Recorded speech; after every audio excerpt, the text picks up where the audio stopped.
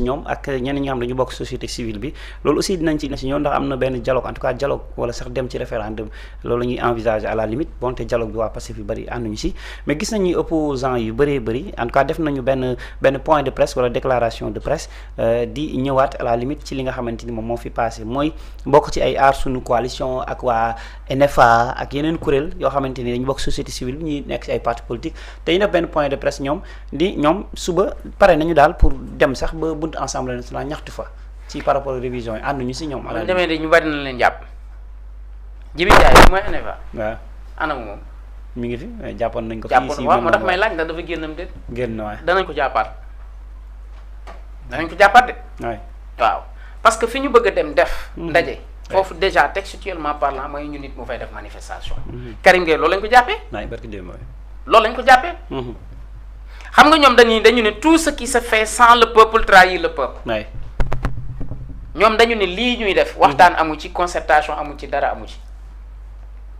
waa léegi assemblée nationale. nañu waxante dëgg Ouzin. assemblée nationale lii muy def comme ciy war a waxtaanal. fan nga mës a gis dans l'histoire politique de notre pays assemblée nationale de proposition de loi ñu ne ko assemblée bi yéen li ngeen wax. li ngeen def nii da ngeen ko waroon a dem yóbbu ci askan wi waxtaan ak ñoom foo ko mës a gis.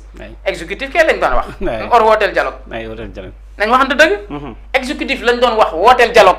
mais cette fois-ci affaire dafa renversé wu. mais assemblée nationale def proposition de loi xam nga l' assemblée nationale c' est le système représentatif c' est le peuple. c' est le peuple qui est là-bas. ñoom bu ñu agiré day mel ni ci turu peuple bi lañ agir. du assemblée nationale lañu war a wax ni yéen da ngeen a war a woote dialogue déedéet. exécutif bi lañ war a wax ni da ngaa war a woote dialogue. tout ce qui se fait sans le peuple trahit le peuple aar sunu lan. oui aar suñu constitution et bizarrement c' est le peuple qui a choisi les députés de. moo tax ma ni la léegi. xam nga assemblée nationale benn jafe-jafe rek moo fa am. oui assemblée nationale ku fa xës ba dugg amatoo parti politique. parti politique en réalité existé wul assemblée nationale ak assemblée li fa existé. mooy la représentativité nationale je suis là pour le peuple sénégalais. léegi nag ñii bu ñu ñëwee di wax ni askan ñooñu dañoo waroon a waxtaan problème bi mooy dañ leen a waroon a laaj ñoom kan la léegi assemblée kan la war a waxtaanal. député yi kan lañ waroon a wax du député yooyu woote dialogue. les représentants du peuple ñooy delluwaat ci peuple. ñooy dellu waat baatu représentant boobu noonu fa lañ koy dugal kon. représentant du peuple. mooy dañuy représenter le peuple. non dama bëgg wax bu dialogue amee. waaw bu dialogue amoon. dialogue amee ba pare. waaw léegi nan la ñuy delluwaatee. kuy représenter peuple. waaw jeex na. peuple bi moom mooy wax ci biir. non c'est que léeg-léeg dañuy def yëfi dof yoo xamante ni duñ ko sax calculer. Diomaye lañ war a wax muy woote dialogue mais pas l' assemblée nationale. léegi moo tax man laaj la ni Ouzin. fan nga mës a gis dans l' histoire politique de notre pays. fan nga ko mës a gis rek laa la wax. ñu naan assemblée nationale daa war a woote dialogue foo ko mës a gis Ouzin yàgg nga sur le terrain. mës ngaa dem ñu ne la ndaje mee tey waa assemblée ñoo woote dialogue foo ko mës a gis. ñan la ñuy dialogal quoi. ñu ñuy dialogal. ñu leen tànn. ñoom proposition de loi la ñuy def. gis ni loi bi baax na ci askan wi. bon na ci askan wi. ñu ne nañ ko dugal wala nañ ko génne. jeex na. exécutif nag mooy nam ma damay woote dialogue. woo parce que xam nga lu jaaxal lu renversé tey rôle yi. tey rôle yi dafa renversé wu. opposition bii di wax lu tax demuñu ci Diomaye. parce que mbir yi moo soppeeku mbir yee renversé wu. est-ce que yaa ngi dégg. bu njëkk ba pour exécutif nga daan opposé wu. mais tey xool Sénégal opposé tuñ exécutif. parlement bi la ñuy opposé wu. à la limite jamais vu dans l'histoire de notre pays jamais vu. waaye boo xoolee seen déclaration yi ñoom dañuy attaqué. non les parlements man de c'est la première fois dans l'histoire politique nee naa la. ma gis une opposition buy opposer le parlement ay député. du peuple. mosuma koo gis. waaw tey laa koy door a gisee pour la première. donc est-ce que du la personne d'Ousmane Sonko mooy dérange à la limite parce que Ousmane Sonko moo fa dem coow li yokkaat nii comme léegi au lieu que ñu attaquer Ousmane Sonko en tant que premier ministre léegi finalement dañuy attaquer Ousmane Sonko en tant que institution bu muy représenté boole waa laaxaale ci député yëpp. waaw mais seen problème Sonko la Sénégal ñëpp xam nañu seen problème Sonko la. Sonko bi muy nekk ci gouvernement bi attaqué wuñ député yi de. Sonko lañ doon attaqué. bàyyi nañ sax Diomaye en tant que président Diomaye kay Diomaye na sant yàlla Diomaye ngi fii yor nguur gi di ko exécuter ñu bàyyi ko fa dem di opposé yi koo xamante ne assemblée nationale la toog Sonko bu génnoon suba dem assemblée toog néegam ñu fekk ko néegam di ko yow la. bàyyi assemblée bàyyi kii. bàyyi palais bàyyi palais mais c'est grave. lii lépp ñàkk argument Ouzin moom moo ko waral. ñàkk argument la. Sonko lañ doon xeex jugee na assemblée jugee na primature. ñu ne na fa jugee ba mu jugee primature. Sonko dem këram deux jours yi mu def këram rek.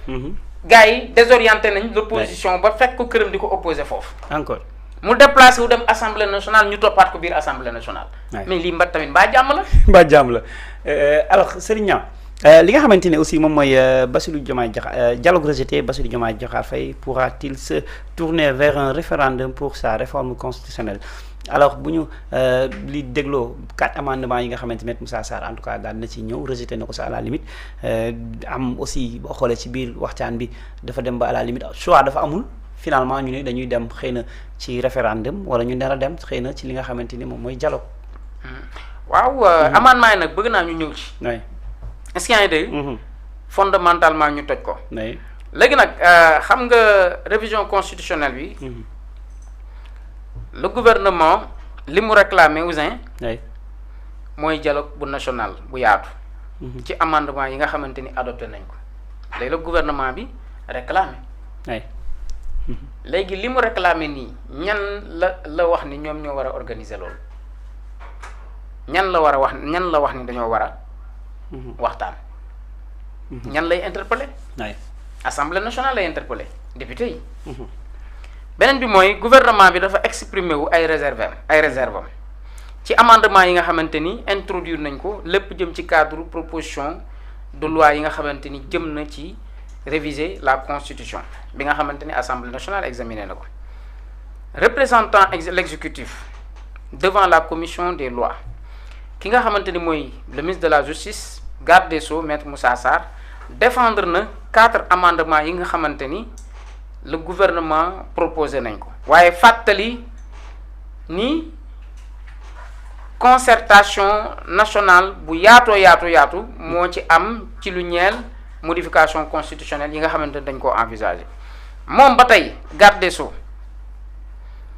moom wax na ni constitution bi dafa di doon levier bu fondamental nekk un pacte républicain te nee na itam bépp réforme bu majeure boo xamante ni dafa war a am li ko war a jiitu mooy ay waxtaan ay consultation ñu associer les acteurs politiques que ce soit mooy l'opposition la société civile les différentes composantes de la nation nee na ñun ñëpp dañ leen da waroon a boole Ouzin ci li waxtaan wi mooy seen bëgg-bëgg daal mooy seen bëgg-bëgg waaye fàttali na nag ni benn révision constitutionnelle bu ni toll depuis 1992 amu fi te waxtaan jiitu ko dialogue jiitu ko nee na itam amendement yi nga xamante ni adopté nañ ko en commission tey dañu am une dimension importante ci fonctionnement institution yi waaye nag le gouvernement mi ngi woo député yi ñu ubbi benn cadre de concertation bu gën a yaatu